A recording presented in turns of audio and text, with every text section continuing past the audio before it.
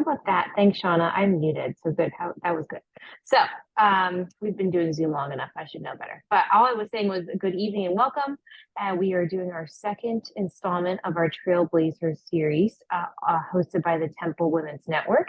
And tonight we're focusing on navigating careers with confidence with Eileen Melendez. And I'm going to start by introducing her and then handing it off to Eileen so she can take us into our content for this evening. So Eileen brings over 25 years of expertise in human resources and business management. She holds a master's in business administration from Temple University's Fox School of Business and a bachelor's degree in business and HR management from Kaplan University. She is also a certified analyst for two workplace behavior platforms, holds certifications in human resources studies from Cornell's ILR School, and is a certified leadership and flow coach. She's completed courses in leadership strategies from Harvard Business School and neuroscience for business at MIT. She is driven by a passion for human capital and business strategy and assists businesses in understanding essential tactics for the development, training, education, and motivation of their employees. Currently serving as a CEO at HR Transformed and the COO at a national public relations firm, she also holds the position of a professor of continuing education at Temple University. Eileen is fluent in English and Spanish with conversational proficiency in Polish, and she resides in Hudson Valley, New York, with her husband and 3 children. In her leisure time, she indulges in activities such as cycling, Pilates, dance, cooking, and rock climbing with her children. I'm very excited to have Eileen with us tonight, and I'll hand it over to her. Thanks for having me. Thanks for the intro. Welcome, everyone. Today, we're going to be talking about navigating careers with confidence, basically learning about how to map your career for personal and professional fulfillment. So I'm going to get started so we can get all of this content over to you. So today, we're going to talk about different methods for navigating that career path. We're going to focus on strategies that address your specific challenges. And for the women in the room, we're going to touch on some of the challenges that are unique to us as well. Career mapping plays such a crucial role, and setting objectives, recognizing opportunities, and getting success in our professional journey. So what is career mapping?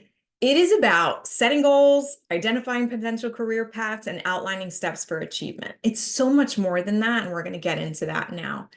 So career mapping itself is to provide this sort of structural approach for you to just kind of get over some of the challenges of how broad career mapping can be and advance. So for women, we do face some unique challenges and barriers in the workplace. And some of them are listed here: gender bias, unequal opportunities, and work-life integration issues. I like to use integration more than just the work-life balance. Like integrating our personal lives with our professional lives is something that women tend to do a little bit more if we are sort of the major or main caregivers for children or for aging parents as well.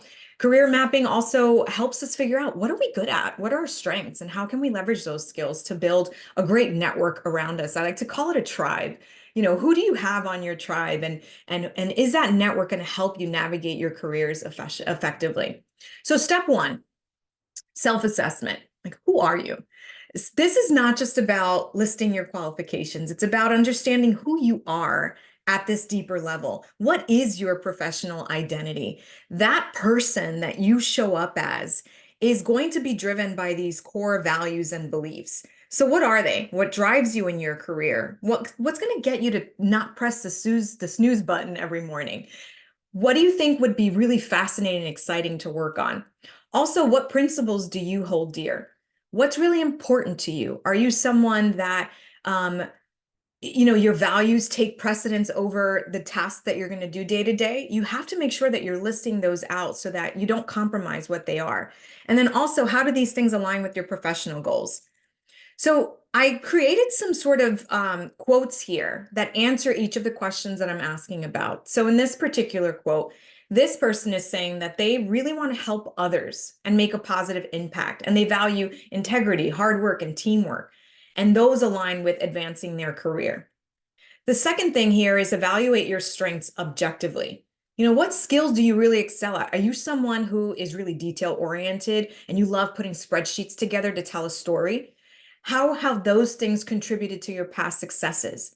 And then other things, acknowledge areas where you may need improvement or further development. So here's a quote that I put together, an example. Someone could say, they excel at communication and problem solving, which has helped them in the past with projects. And they're acknowledging that they need to improve their leadership skills, maybe how they show up for other people, or maybe they don't delegate properly or know how to motivate their staff. Maybe they're self-motivated and they don't need sort of external factors helping motivate them, but maybe their team does and they don't know how to do that.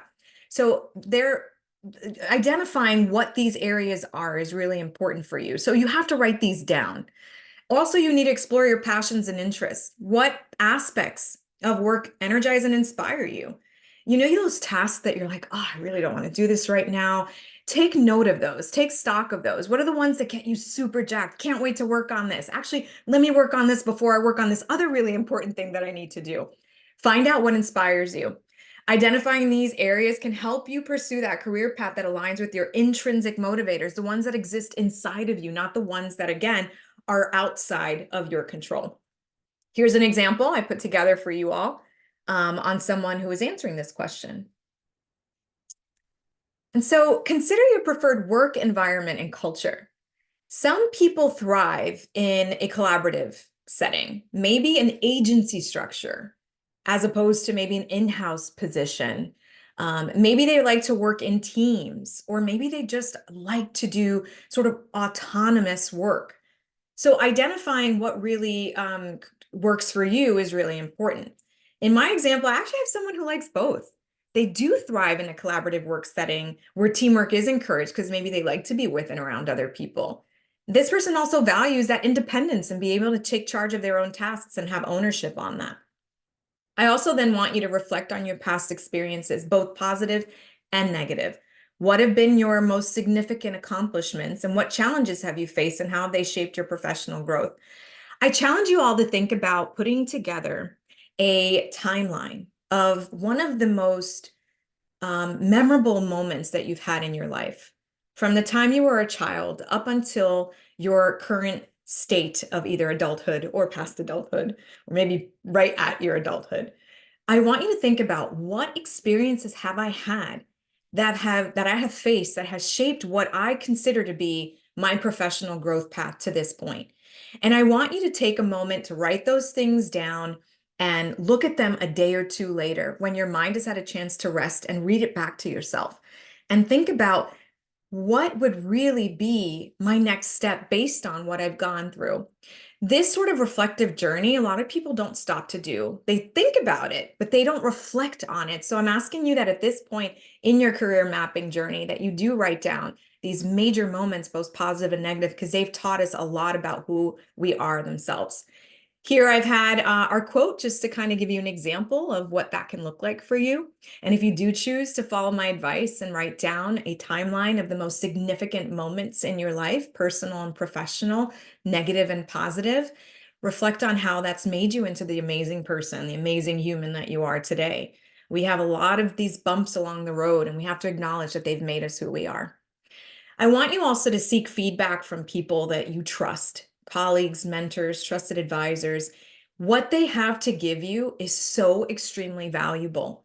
It shows you, what am I strong at from another person's perspective. And so think about this statement for a minute. How do you want people to experience you?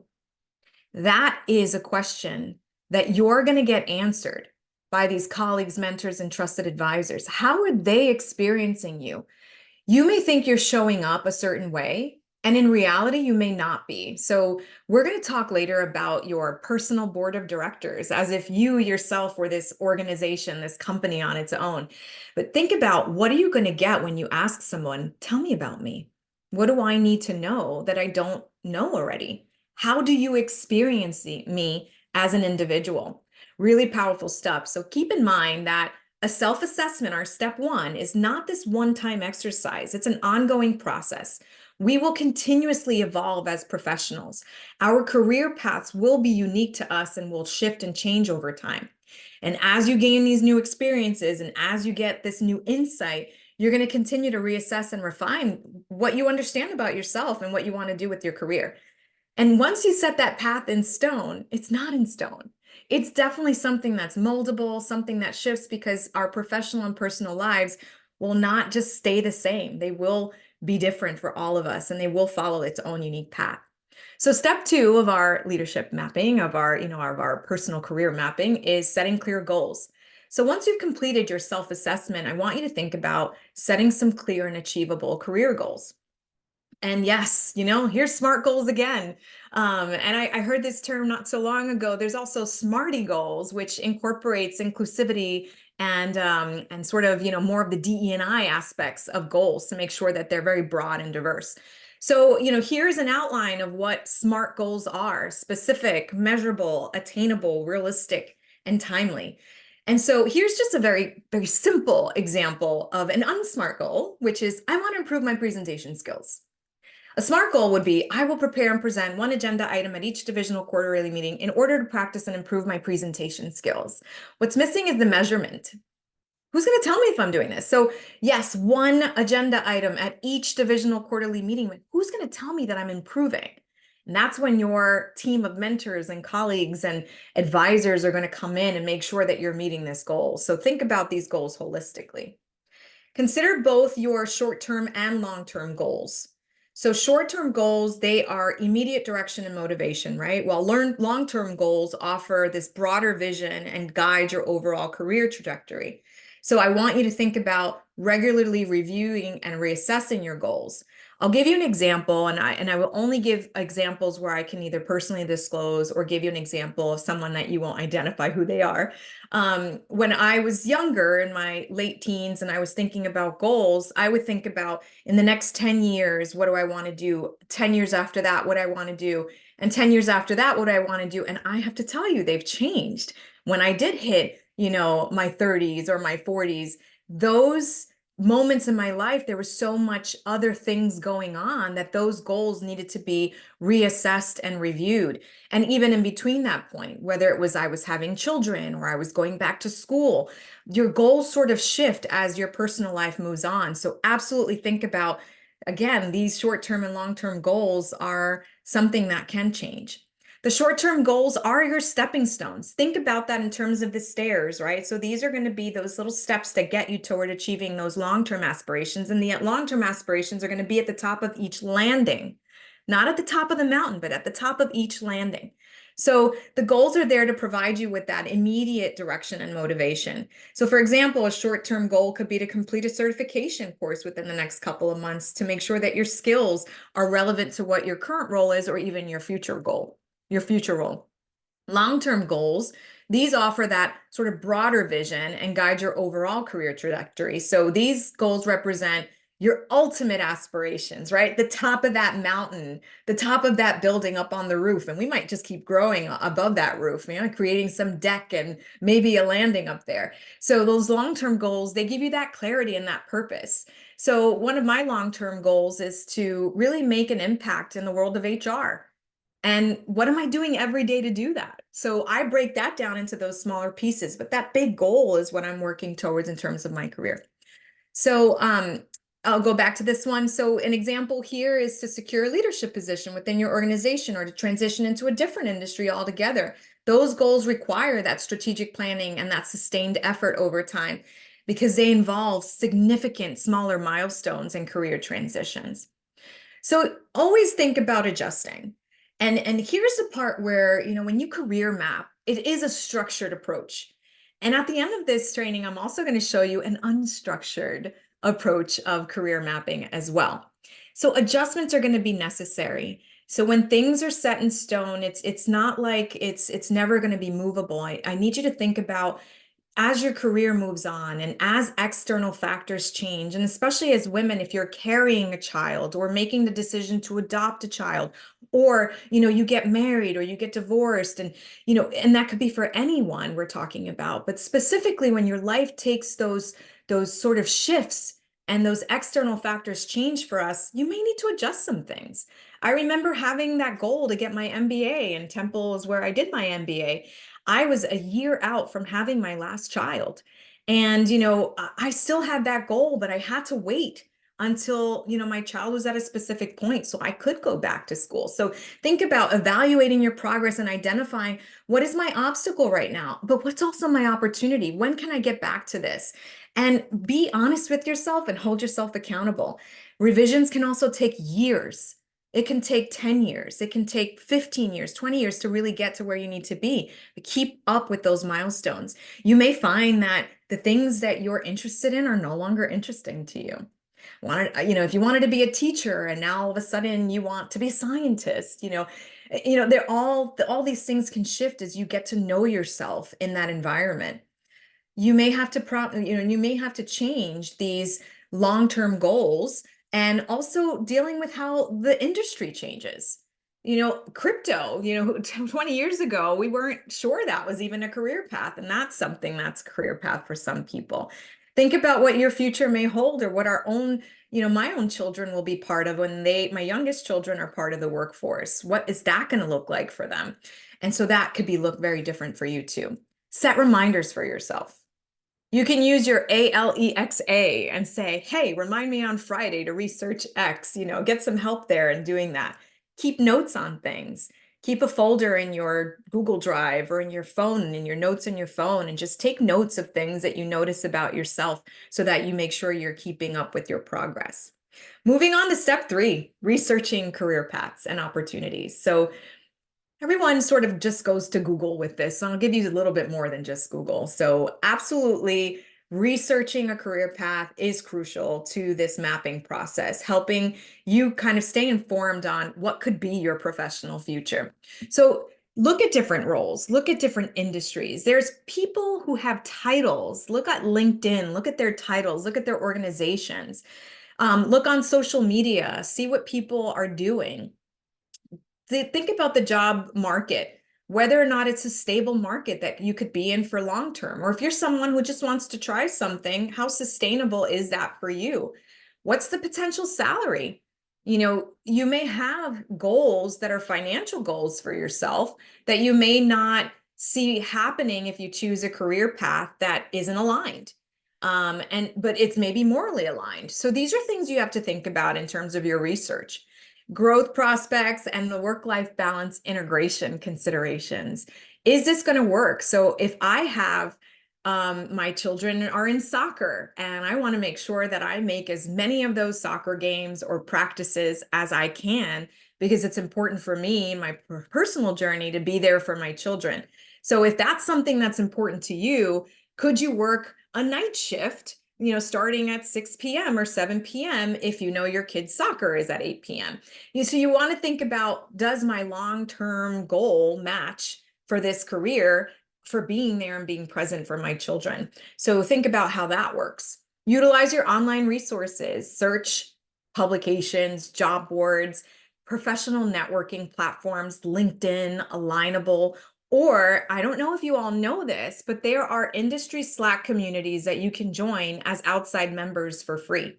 So there are, in my field, being in HR, I'm a part of different HR communities and HR advisory communities as well. And I can network with a bunch of HR people. I see what their challenges are. I see what trends are from a very controlled sort of environment only about HR.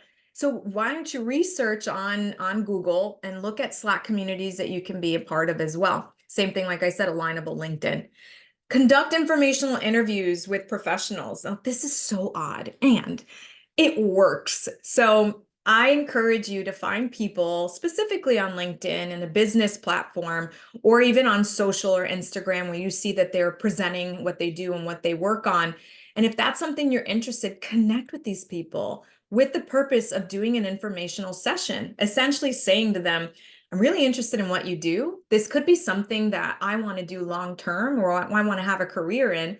I want to pick your brain. I want to hear about what a day in your life is like, or what a day in this industry looks like, or how you got to this point in your career. I want to hear about your journey. So there are a lot of people that will ignore that message. And then yet a lot of people who will say, yeah, sure, let's set up a Zoom meeting, or let's meet up for coffee in the city next week. So I think you really should think about doing these informational interviews. And for all of you out there who are introverts, I've got some tips for you at the end, because as you can tell, I'm an extrovert. It's who I am. I can easily kind of jump into a conversation with people, and I acknowledge, because I coach people who are introverts, it might not be as easy for you. So I'll give you some cool tips at the end of this. Stay informed about industry-specific certifications, qualifications, and what they mean for you. Training programs. There's training programs out there for free, like how to be a better leader. You can join some things like, stuff on Udemy, or, universities like Temple. They have continuing education that you can join classes to sort of enhance your competitiveness on the job market. And the beauty of that is that we will never know it all. I will never know it all. And it's amazing that I can continue learning in my career because everything continues to shift every single day almost. Take into account what you love to do, your own interests, your strengths, your values. What does each of these things mean to you, and how do they align with everything that you want to work on? And then keep an open mind. Be willing to explore something unconventional or non-traditional.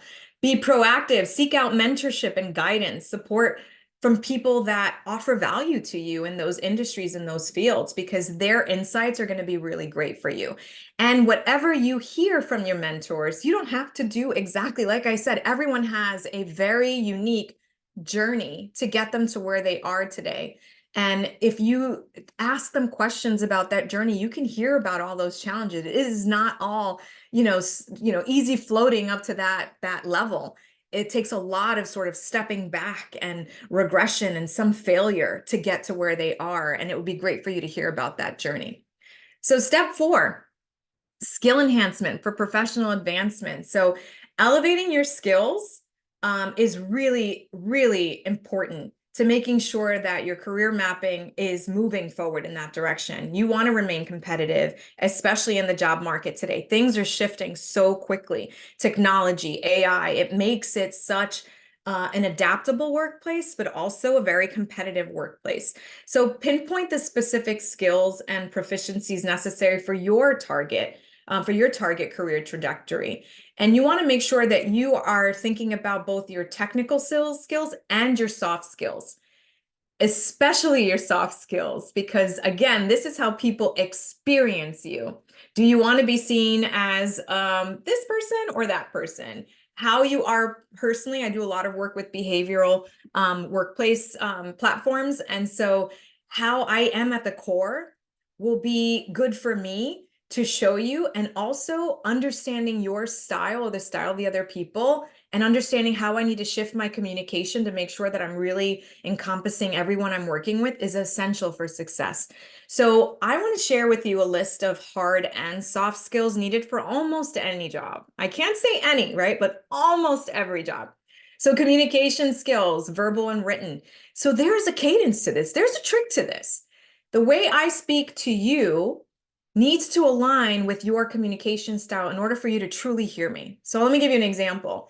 If I am a very communicative person, lively person, I think in this big picture way. So when I communicate on my own, I communicate in this big picture kind of way, like, there's my idea, all this great stuff. If I'm talking to someone who's very, very, very attentive to details and wants every single thing sort of spelled out, and I'm not starting my communication off that way for them, I may lose them because I may be too big in the picture and not necessarily communicating effectively with them because they want to know some of these details. So communication skills and understanding how that dynamic works in the workplace is really important for you to have as a soft skill. Problem-solving skills, right? Identifying the issue, analyzing the problem, and developing creative solutions. I have a rule of thumb here. Always think of more than one solution. I love presenting option 1, option 2, maybe an option 3, because it showcases that I'm not just a one solution kind of person. I'm a person who's going to think things through about how things could work in various levels. Leadership skills. This is your ability to motivate and inspire and influence others. People are different. So this is a big skill to learn. And I meet a lot of people in my line of work at HR Transform that lack leadership skills. And the problem is that we know how we like to be led as individuals. And sometimes we use our style of what works for us, and we lead people in that style. Well, leadership skills is all about being this chameleon, this person who's able to shapeshift and really bring in others and others of various personality styles and work styles and approaches to work. So once you start to learn these leadership skills, this is one of those essentials of at one point in your career, you may work with someone who you have to bring up and teach and guide. Adaptability. This is the capacity to adapt to new situations. So I don't know if you've ever read Who Moved My Cheese. It's a book back in the 90s, I believe. It was one of the first business books I ever read in the late 90s. This is about, things that are changing. And now in today's rapidly evolving workplace and world, um, making sure that you can thrive and problem solve when there are unpredictable situations is extremely important. There's no easy way to practice this other than be in the moment. Understand that something needs to change and then take action. Whether you approach that in a very methodical kind of way or whether you approach it in a I'm diving headfirst kind of way, figure out how you adapt and how quickly others need you to move. And the way that you can do that is asking questions. So, early on in my career, I would say, was I fast enough for this? Or was I taking too long? And why was I taking too long? Was I not sure about my decision? Was I not confident enough in it? So adapting is so broad and very, very much essential in today's workplace. Critical thinking. Now, this one I love. Critical thinking isn't just about taking the information, evaluating this is about the big picture. So if I work with a client and I know what their goals are, and I do this one problem solve, does it meet the bigger need? Am I thinking about the whole scope of what they need, or what they've tasked me to do, as opposed to just checking off a box? So you really want to think about, are you making decisions that are solving not just this one tiny little thing, but this bigger picture? It fits into all these pieces. Collaboration. This is about being able to work effectively in teams. For those of you who remember their days at college and having to do group projects, there was always one or two people who didn't pull their weight. And in the workplace, collaboration, you may not have a choice. You have to work with them like for the years to come rather than just on this one project. So knowing how to work effectively in a team is really important. Technical proficiency. I mean, look at what AI is doing for us, right? I keep hearing that AI will replace jobs. What really, you should just learn how to use AI to enhance your job. So if you haven't kind of messed around in the world of AI, you absolutely should. It's a very, very interesting world to be dabbling in, especially in my industry in HR. It's really great. So you may want to make sure that you know what the software tools, equipment, everything that is used in your industry. Canva, for example, if you're going to be in creative or, Adobe, Photoshop, what's efficient and what's not. Camtasia. Really research these things and kind of play around on some of the free platforms just to kind of get your feet wet. Like, is that something you want to do? Like every single day work in Canva? Is that something that interests you? Time management. So this is a biggie, especially for our women there. And, being a woman myself with two younger children and one now adult child, time management is at the core of everything that I was able to do. So effectively managing your time moves on without you. Whether you're moving or not, it's moving at its own pace that you cannot control. As far as I know, none of us can control the time. We can just control how we approach what we do in that time. So in your chosen career, you have to identify, what does time management mean? I've worked in agency structure for the past 16 years. Time management takes on a whole nother level than when I had a corporate job at Guardian Life Insurance. Very different time management strategies for those different kinds of companies. So talk about when you do reach out to your LinkedIn person and say, can I get this informational interview? Think about, what does time management look like for them? So everyone hears emotional intelligence. This is about the empathy, awareness, and interpersonal skills. This is about understanding your own emotions and managing them, building those relationships, and navigating the social dynamics in the workplace. Emotional intelligence is one of the most important things that you need to know in terms of your soft skills, because no matter what we do, we're working human to human. Yes, you may be working with a robot. Yes, you may be working with AI. for the most part, you're going to be working with another human at some point, or many humans at this point, especially if you're thinking about moving into careers that are more human centric. And emotional intelligence is at the core of that. So definitely make sure that you are understanding how you handle your emotions in the workplace, how you navigate those emotions of other people, and how you can get to work together. Resilience, I mean, this is bouncing back. We are amazing human beings. We have to cope with so much, either setbacks, adversity, maintaining a positive attitude. And, women have been sort of, at the forefront of this challenge, especially if you have a family, of being in the workplace and being as present as maybe our male counterparts can be. And we can go into all the research, we can go into all the statistics. At the end of the day, here's my take on it. You have to be resilient. So we cannot control what is happening around us. And I think as women, we try to create some sort of control on our situation that's out of our control.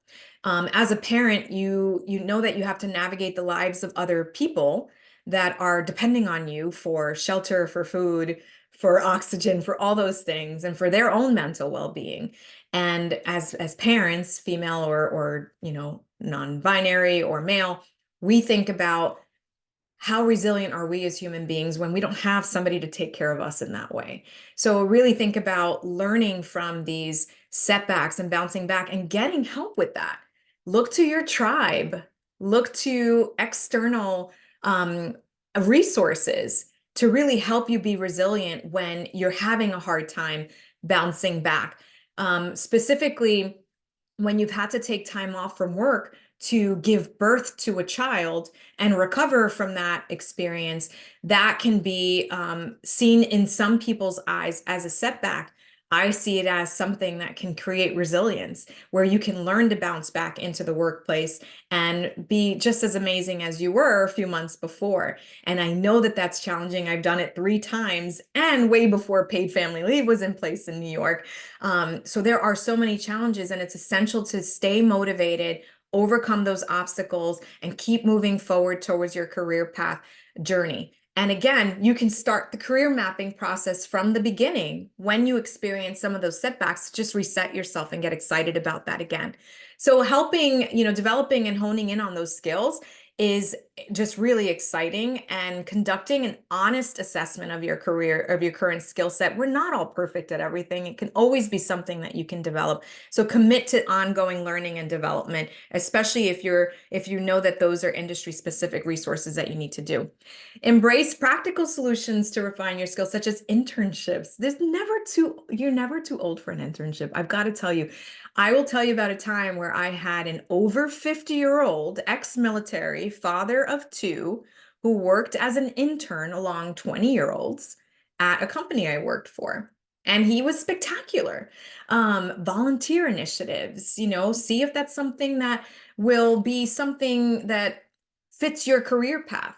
Hands-on experience is one of the best things. It reinforces learning, but it also gives you a moment to sit in your career temporarily and say, do I really want to do this? Adopt a growth mindset, and this embraces continual learning and personal development as integral components of your career journey. So embrace these challenges and view setbacks as learning experiences as you move forward. Step 5, build your professional network for career growth. I talked a little bit about LinkedIn being your network. So this is really important, because you hear that term. It's not what is it? It's not what you do, it's who you know. So that's a big part of it. I've got to tell you, there's been people who have knocked on my door and said, hey, can you just meet with this person? They're a friend of a friend or someone's daughter, or, someone has reached out to me to say, hey, I kind of like what you're doing in your career. I want to pick your brain.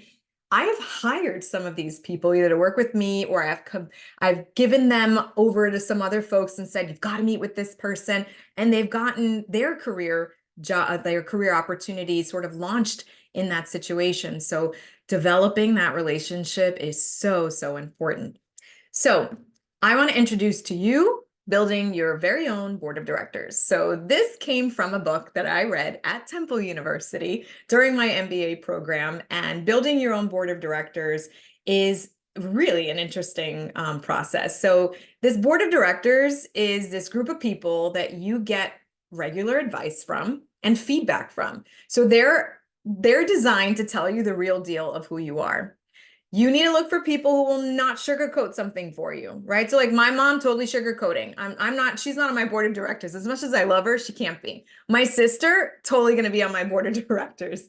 They will give you their true opinion and they're willing to give you your advice.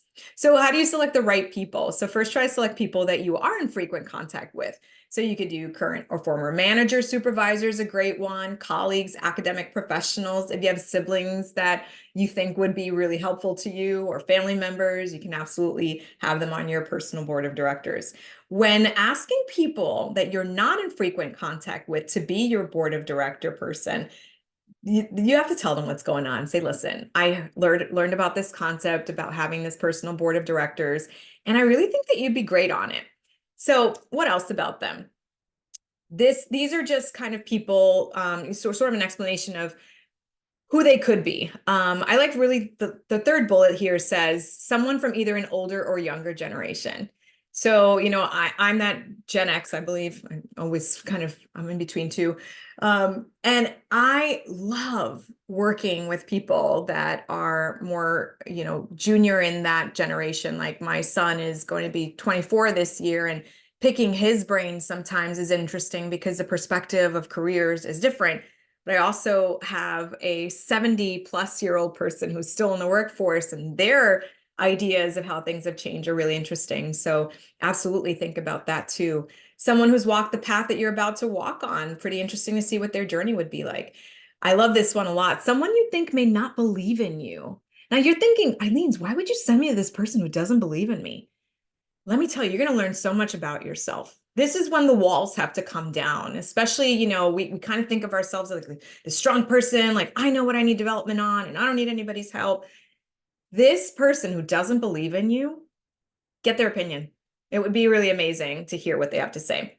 And then someone who has the knowledge to teach and inform you. So putting your board of directors to good use, how many people should you have? So like 4 people.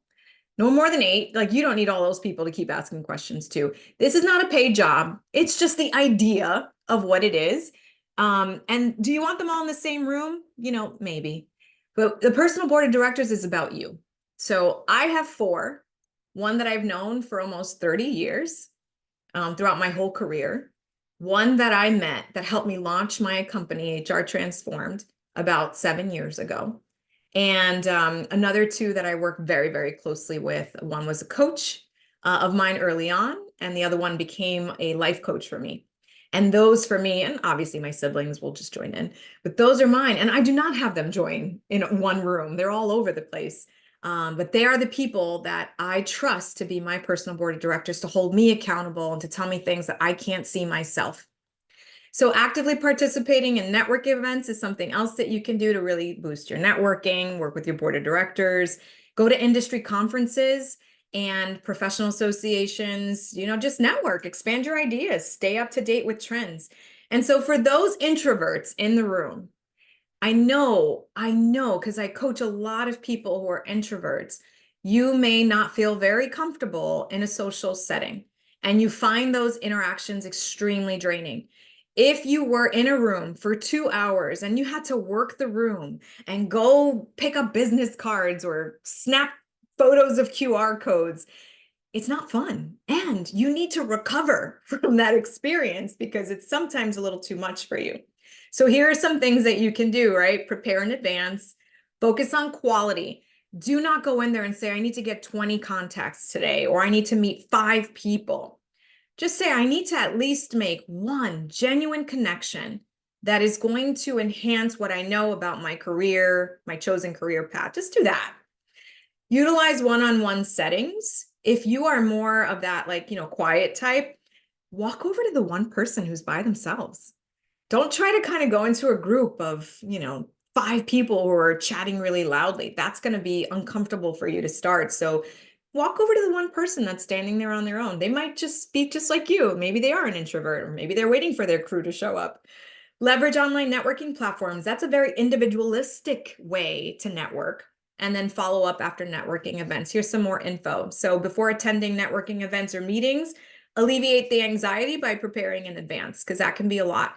So make sure you research, figure out who's going to be there, set goals, and then, prepare some conversation starters. Just say, hi, my name is Eileen's. I'm in HR. What industry are you in? It's always uncomfortable when people have to answer the "what do you do?" question. So go in a little bit different. I like to ask, what do you like to do in your free time? Because networking is also about getting to know each other. So it's kind of cool. You can say, oh, I like rock climbing too. Focus on quality over quantity. This is what we talked about. Instead of trying to meet everyone in the room, just focus on building a deeper connection. Utilize those one-on-one settings like we talked about. Where can I have this sort of like intimate conversation where I can genuinely connect with someone? Leverage those online networking platforms. There's so many. We talked about those community Slacks. We talked about LinkedIn, Alignable. Get on them, see what the conversations are. Follow up after networking events. So networking doesn't end when the event concludes. I was thinking about this morning because I was just sort of in a room meeting a bunch of people. And, no one really gives out their business card anymore. So make sure that you make a list of the people you meet and what you talked about. So when you do your follow-up, say, it was great meeting you at the whatever event. I was really interested in what you were talking about. Would you mind setting up a video conference with me in the next 2 weeks so I can pick your brain more about that? So absolutely think about that. And then utilize your online networking platforms such as LinkedIn, connect to everyone there and contribute to those discussions. So be proactive in seeking out mentors who can provide guidance. So don't just like email someone to be nice, right? Like, oh, it was great meeting you. And even though I don't think so, let's do a video conference. Come on, really be specific. Don't spend too much of your time spinning your wheels. You want to get to know people who are really going to help you identify your career mapping journey. Pay it forward. So at this point, you will find that over time, you can mentor someone else on their career journey because you've been mentored yourself. So I'm obviously here because of that. I have had some really incredible people in my life that have mentored me and have brought me into my career, chosen career of HR, and have opened doors for me that I couldn't open on my own. Those doors were closed to me if I was trying to knock on them. I didn't have the secret password.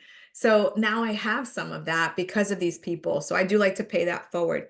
So networking is not just about exchanging business cards. It's about creating those genuine relationships based on trust, and you have to be resilient.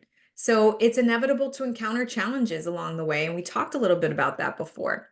How you respond to these challenges shapes your professional journey and resilience. I'm going to give you just a very quick example. If you encounter a person who sort of triggers in you this like, oh, maybe I didn't make the right choice. Maybe this isn't the chosen career path for me. Think about how people and their responses and experiences that you have will create a reaction for you, whether it's emotional or not. There's a reaction to it.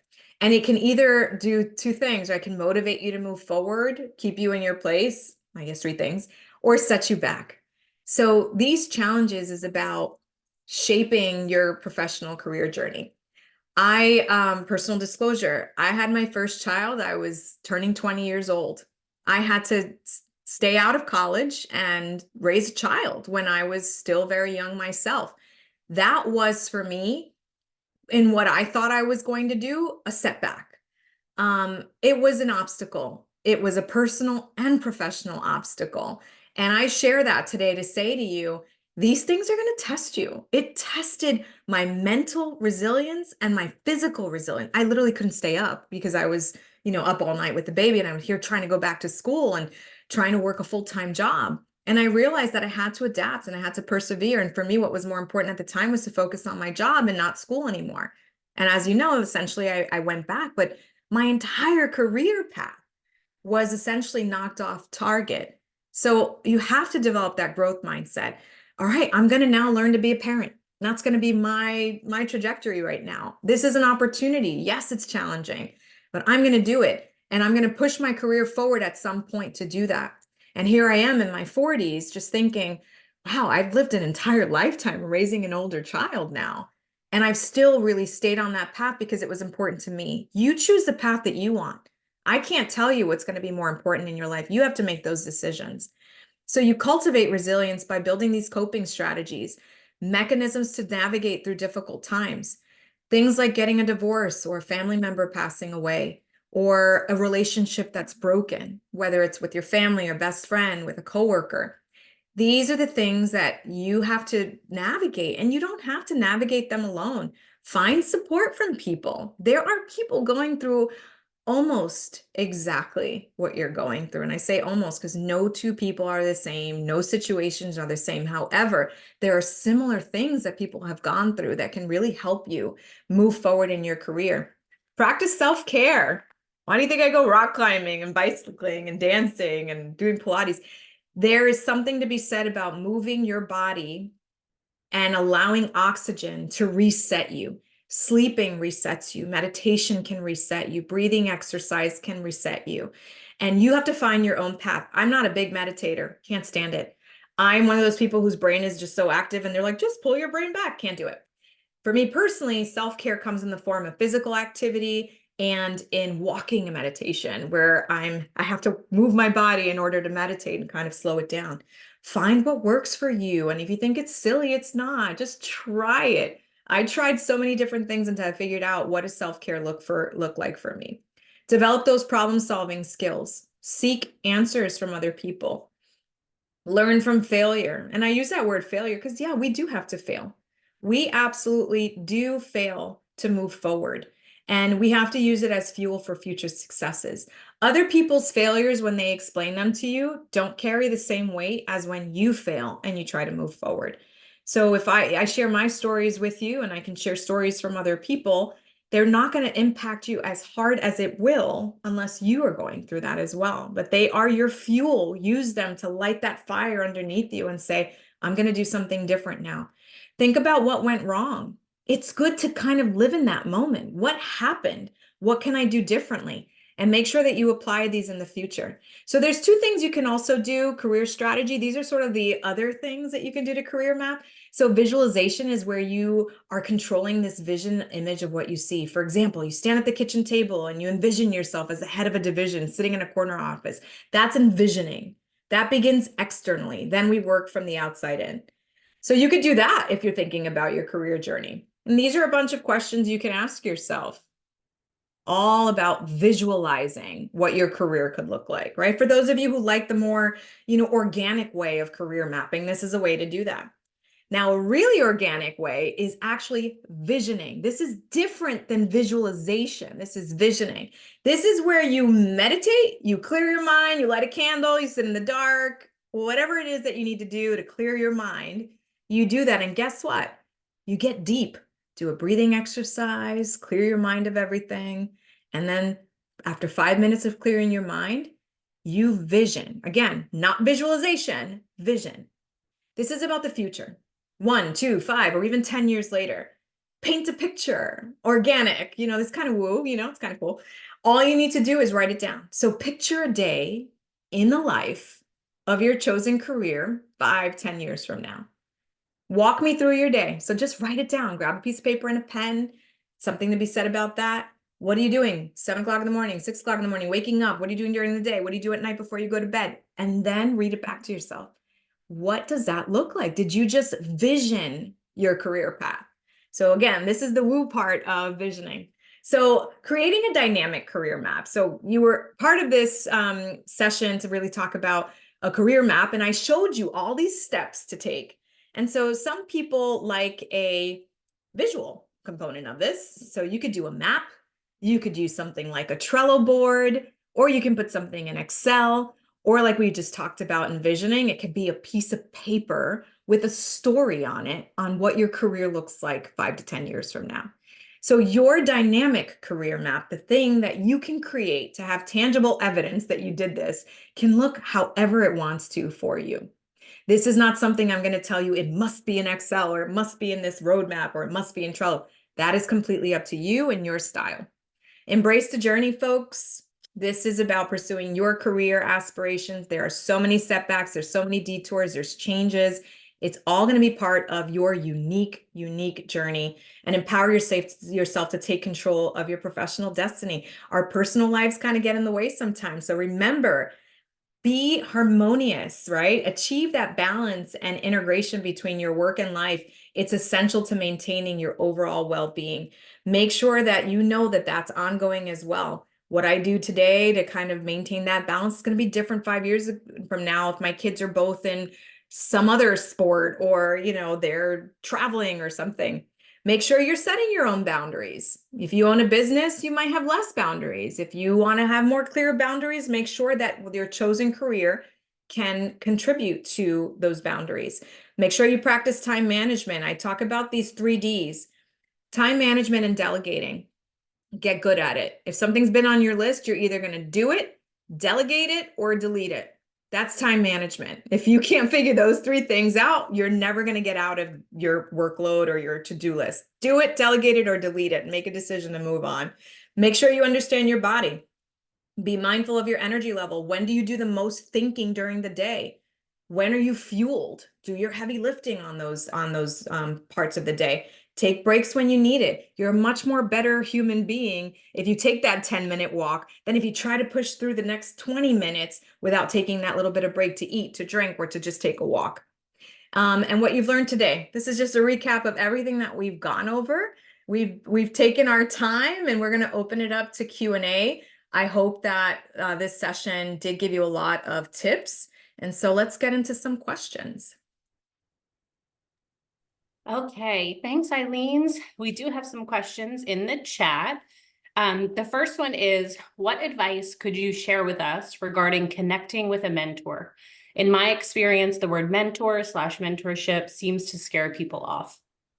Yes, it does. And so this is all about how we present and communicate. So if someone is approached to be a mentor, they think of it as this massive responsibility of, oh, so now we have to have weekly meetings. What am I possibly going to talk about? How long is this going to happen? Or monthly meetings. So if you sort of bring this approach of, hey, I really love what you're doing, and I respect you immensely, and I want to ask you if you'd be interested in doing a 1 hour meeting once every X time, like I would say once a month is probably capable, for the next 3 months. And I can just pick your brain and ask some questions, and you can provide me with some guidance in my career. Would you be interested? And that's if you wanted to stay away from the mentoring word. That's one way. The other thing that I would do is absolutely leverage those communities that we talked about. There's Facebook communities, there's communities on LinkedIn. And there are, like in HR, there's a Society of HR Management with Temple. Temple has their alumni mentoring program that I've been a part of. I'm part of the SHRM one as well, the Society of HR Management. Find your specific group for your industry and ask for their mentoring program. Sometimes you don't know that it exists, and then you keep teamed up with like the perfect person for you who is more than willing to be a mentor. So those are 2 ways that you can approach it. Be strategic about how you communicate, and also join a mentoring group where you can be assigned to someone. I hope that was helpful. Thank you. And just a reminder for everyone, if you have questions, feel free to drop them in the Q&A. We have a few more. Mhm. Are there any sites you can share for assessing your career path? Yeah, so there are, and I can provide that to you all after the training. There are some sites where you look up, what's the career for me quiz. There's so many of those. I've taken them just to see if it would even choose HR, and it gave me a list of so many other jobs that I would be good at. It's a place to start for sure. I wouldn't let a robot tell me what I should do as a career. I'm going to let my interests and my likes really drive that. What I thought was really great about using those kind of sites is that it just gave me much more options than I was even thinking to consider. So there are a few that are, very quiz-like, very kind of airy-fairy, and there are others that are really interesting. I would consider this at one point, either taking a Clifton Strengths or a DISC evaluation. And when you get your results read from those, there are career paths that align with that. Specifically, Gallup's Clifton Strengths does give you sort of aligned positions for you to consider based on your top 5 or top 10 strengths. So that I would say is one of the big corporate ones that I would recommend. But I'd also just play around with some of the ones you find online and just see what kind of position they would place you in after you take the quiz. Awesome. Can you be too old to be a mentee? Everyone needs a mentor regardless of where they are in their career. 100%. So I run a mentoring program at the organization that I lead. That's a global PR firm. And we do what's called reverse mentoring. So even though we have a mentor assigned as their more experienced person working with a more junior person, the mentee is tasked with coming up with a goal of what they can actually teach their mentor. And that's what we call reverse mentoring. You are never too old. Age has nothing to do with it. And like I said earlier, we are never going to learn it all. The beauty about being human is that things always change and that we can learn so much more. I specifically seek out the 20 to 25-year-old generation, that kind of level there, to show me what I don't know. I didn't grow up with a computer. I didn't grow up with social media. I mean, I remember I was in college when we were doing AOL Instant Messenger. Yes, I'm old. I get it. What I learned from them and this culture of social media is so interesting to my work in HR that it's more valuable to me than working with someone who's older than me, who is teaching me things I've already sort of learned and known. And I want my cheese to be moved, like that book I talked about. So you are never too old. Age is just a number. It's about experiences. It's about learning something new. And it's about getting that experience from people who know it. And that's a great example of where I am just completely deficient in social media. I could not tell you how to do anything on that. Okay, and I think we have one more. I'm in my late 40s and just not feeling fulfilled in my current job, thinking of a career change, but can't afford to go back to school, so not sure what to do. Do you have any advice? Yeah, you have to definitely leverage your network. Absolutely. Someone who's going to vouch for what you bring with your experience. Because the older you are, that switching careers sometimes means that you take a massive pay cut. And that's just not acceptable after you've, probably have more kids or you have homes or you have all these other responsibilities. You're trying to put your children through college like I am. There are so many things that you can't afford to take a huge step back financially. So you have to leverage that network, have to have someone sort of vouch for you as an option. Another option is that you sort of dabble in that world. Maybe you do a day of shadowing. Maybe you do, is this other career that I want to dabble in? Is this something that has legs? Is it going to propel me forward? I would do a shadowing day, ask someone and say, I just want to follow you around one day and I'll take you to lunch. I want to just see what a day in the life would be in this chosen career, because making that move at an older age is much more riskier, as I said, depending on what you've got going on in your personal life. So those are two things that you can do to sort of test out a career. And if you're definitely interested in moving and you're, can't stand the current job or whatever it is, and you want to move forward to something else or just explore it, I would absolutely really do a lot of research and just determine whether or not it makes sense at this stage. I know people who become teachers, and we know teachers don't make a lot of money, or those who do adjunct work on their part-time because they really do enjoy teaching, but they still need a full-time job. Like there's other ways around it too, depending on your chosen career. So you can get very creative. And that's hopefully some of the things in this session have taught you some tricks on even determining what those things could be. And we had one more come in that I want to make sure you get a chance to answer. I've been interested in starting one-on-one leadership consulting for some time and now want to move forward. I have led large teams. I also have an MBA from Fox. Shout out, MBA from Fox, with a concentration in HR. Would you suggest working for a firm first or jumping out on your own? And if it's jumping out on your own, what things should you consider?